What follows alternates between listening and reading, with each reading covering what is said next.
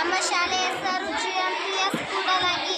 ನಾವು ಮಾಡುವ ಪ್ರಯೋಗದ ಹೆಸರು ವಸ್ತುಗಳು ಆಮ್ಲಜನಕ ಅವಶ್ಯಕ. ನಮಸ್ತೆ ಗುರುಗಳೇ, ನನ್ನ ಹೆಸರು ರಾಜೇಶ್ವರಿ. ನಾನು 5ನೇ ತರಗತಿಯಲ್ಲಿ ಓದುತ್ತಿದ್ದೇನೆ. ನಮ್ಮ ಶಾಲೆಯ ಹೆಸರು GMPS ಕೂಡಲಗಿ. ನಾವು ಮಾಡುವ ಪ್ರಯೋಗದ ಹೆಸರು ವಸ್ತುಗಳು ಆಮ್ಲಜನಕ ಅವಶ್ಯಕ. ವಸ್ತುಗಳು ಆಮ್ಲಜನಕ ಅವಶ್ಯಕ. ಈ ಪ್ರಯೋಗಕ್ಕೆ ಬೇಕಾಗುವ ವಸ್ತುಗಳು ನಿಮಗೆ ಗೊತ್ತೇ?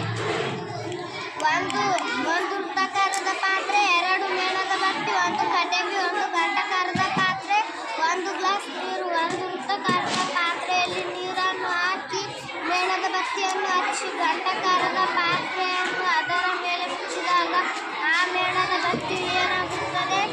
ಉರಿಯುತ್ತದೆ.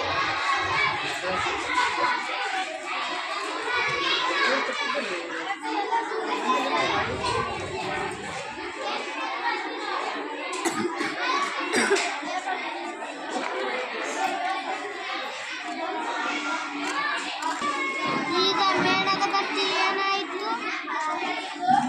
ಆರಿತು.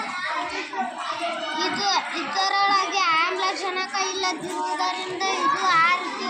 ಇದು ಉರಿಯುತ್ತಿದೆ ಏಕೆಂದರೆ ಇದು ಆಮ್ಲಜನಕದ ಸಹಾಯದಿಂದ ಉರಿಯುತ್ತಿದೆ. ಇದು ಮೊದಲು ಉರಿಯುತ್ತಿತ್ತು ಏಕೆಂದರೆ